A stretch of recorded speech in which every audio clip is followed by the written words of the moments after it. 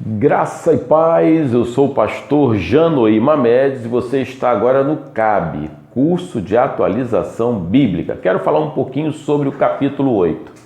Bem, teria que falar muito, mas eu vou falar um pouquinho. O capítulo é tremendo, é maravilhoso. Paulo sai lá do capítulo 7, deixa a gente até tonto de falar do pecado e de tudo aquilo que ele coloca abertamente. Entra no capítulo 8 e já começa assim: agora, pois, já nenhuma condenação há para os que estão em Cristo Jesus. Olha como muda o rumo da história. No capítulo 7 ele fala do Espírito Santo só uma vez, se não me falha a memória. Mas no capítulo 8 ele fala 17 vezes do Espírito. É o capítulo do Espírito, porque Paulo é o escritor do Espírito Santo. Paulo parece que entende melhor isso e fala muito mais sobre o Espírito Santo. Então, o assunto que vai gerar, o Hernandes vai dizer o seguinte, que ele fala sobre a fragilidade da lei e o poder do Espírito. Agora ele está falando sobre o poder do Espírito Santo. Do versículo 1 até o 17, no capítulo 8, ele destaca que a nova vida do crente, o Hernandes divide assim. Do versículo 1 ao 4, ainda dentro do 1:17, o homem não pode salvar a si mesmo. E aí a segunda parte que ele divide do texto, do 18 ao 39, a gloriosa segurança do crente. Essas são as divisões que o Hernandes coloca. Na minha Bíblia, nenhuma condenação, o penhor do Espírito. E aí, a partir do versículo 12, ele coloca filhos e herdeiros. E a partir do 18, os sofrimentos do presente, as glórias do porvir. Do 26 até o 30, a intercessão do Espírito. E do 31 ao 39, as provas e a certeza do amor de Deus. Tem muita coisa para estudarmos aqui neste texto. Eu quero deixar um pouquinho claro para você que o nosso estudo é lightzinho, mas a gente tem que falar alguma coisa sobre a língua original, que é o grego. Foi escrito em grego. Então, o termo espírito, já que é o mais utilizado aqui, se você parar o texto, seria pneuma, né? Então, a palavra pneuma, uma raiz dessa palavra é o pneu mesmo. A ideia de pneu é o movimento dinâmico do ar. Pneu, movimento dinâmico do ar. Pneuma, quer dizer, é o sopro, vento, né? Mas toda palavra tem mudanças no decorrer, né? Então, a palavra usada lá no Antigo Testamento, na Septuaginta, né, que seria traduzida como pneuma, pneu, né? Claro que depois, com o tempo, vai sendo modificada. O grego, né, ele teve uma influência muito grande dos filósofos. Naquele período, começou a mudar essa ideia, começou a misturar pneuma com psique.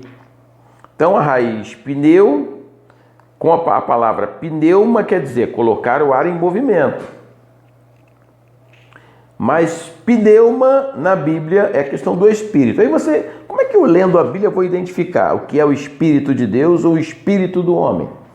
Porque o tradutor já coloca maiúsculo quando é Espírito de Deus. Na minha Bíblia, né, a versão atualizada, revista e atualizada, RA. Então está aqui, ó, o Espírito da vida. Olha só no versículo 2. Porque a lei do Espírito da vida. Então já fala do Espírito de Deus.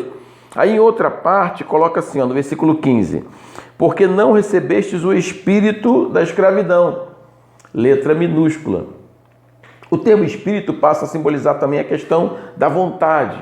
Quando Paulo fala assim, o Espírito da igreja, que está na igreja, aquela unidade, aquele dom, né, que todos recebem. Então, tem que saber o contexto da palavra. Mas aqui ele usa muitas vezes o Espírito, falando realmente do Espírito de Deus. Então, a raiz pneu, mas a palavra pneuma, e eu vou mandar o texto para você, a palavra em grego e a transliteração dela, tá bom? Sempre cai alguma coisinha para você saber qual palavra é essa, que palavra é essa, tá bom? Então, a mudança veio também, né, como já falei, né, na filosofia, misturando com psique, dá a ideia assim do espírito. Então, pode ser o espírito do homem, o espírito de Deus, mas na Bíblia já vem a tradução. Então, não é um termo fácil, porque significa muitas outras coisas. O ar, o hálito, né? Então tem que ter cuidado.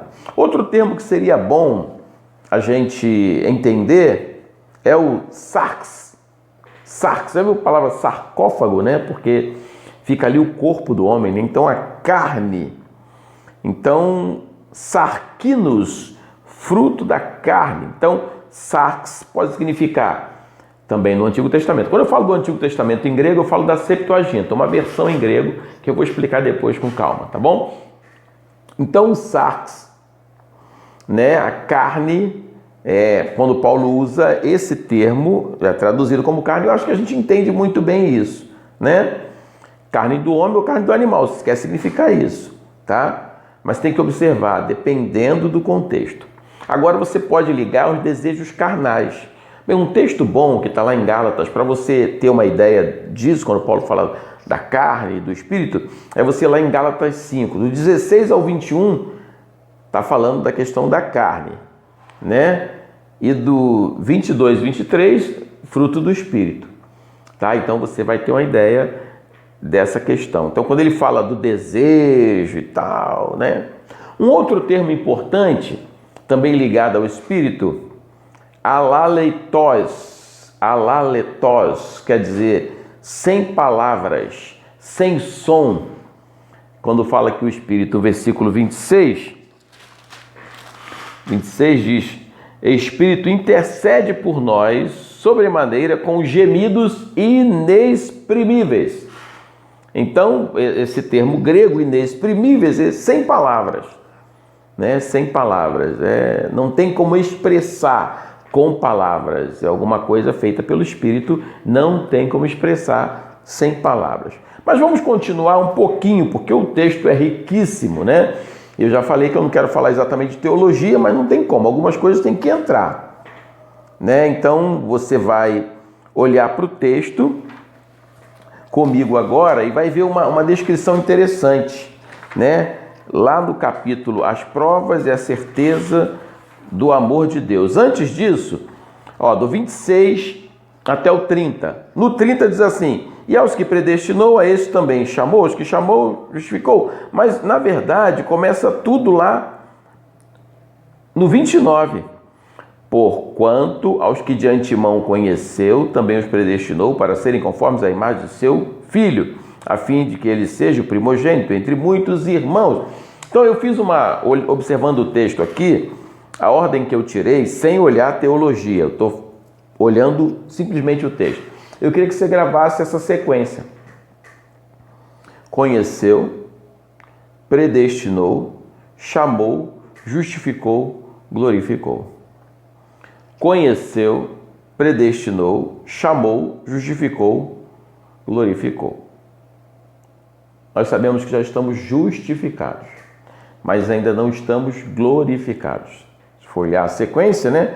Deus nos conheceu, predestinou, chamou, justificou, glorificou.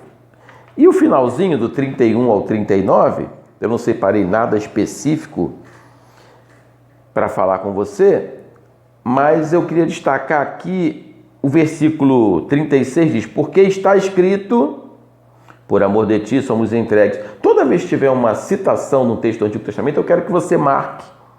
Aí você olha, na minha Bíblia tem um Bzinho, aí eu vou lá embaixo, Salmo 44, 22. Eu quero que você marque, porque eu posso cobrar isso no teste, né? Em que versículo aparece o Salmo? 44, 22. Preste atenção, porque eu posso querer enganar você ali.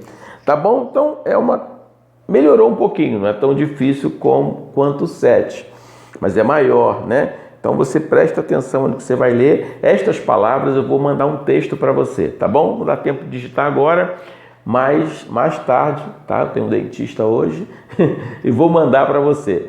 Deus abençoe a sua vida, a sua família, mantenha-se firme no estudo da palavra de Deus. E aí esse finalzinho do 31 ao 39, ele está falando dessa segurança do crente. Quem nos separar do amor de Cristo? Você vai sair tão forte depois dessa leitura. Será tribulação, angústia, perseguição, fome, nudez, perigo, espada? Em todas as coisas, porém, somos mais do que vencedores, porque eu estou bem certo de que nem a morte, nem a vida, nem os anjos, nem principados, nem coisas do presente, nem do porvir, nem poderes, nem altura, nem profundidade, nem qualquer outra criatura poderá separar do amor de Deus que está em Cristo Jesus, nosso Senhor. O que ele quer dizer é o seguinte: nada nos separar do amor de Deus. Nada, nada, nada. E ele faz esse conjunto de coisas, né? Fala coisas que estão no céu, embaixo, no pé. E aí você pode dividir isso aí. No texto escrito eu vou mandar para você um pouquinho disso. Deus abençoe. O texto foi um pouquinho mais longo hoje, né? Esse é um resumo do capítulo 8. Eu queria ir versículo por versículo, mas ia demorar mais de 1 hora, tá? E eu sei que isso tem que ser rápido. Leia, vamos fazer o teste depois. Graça e paz.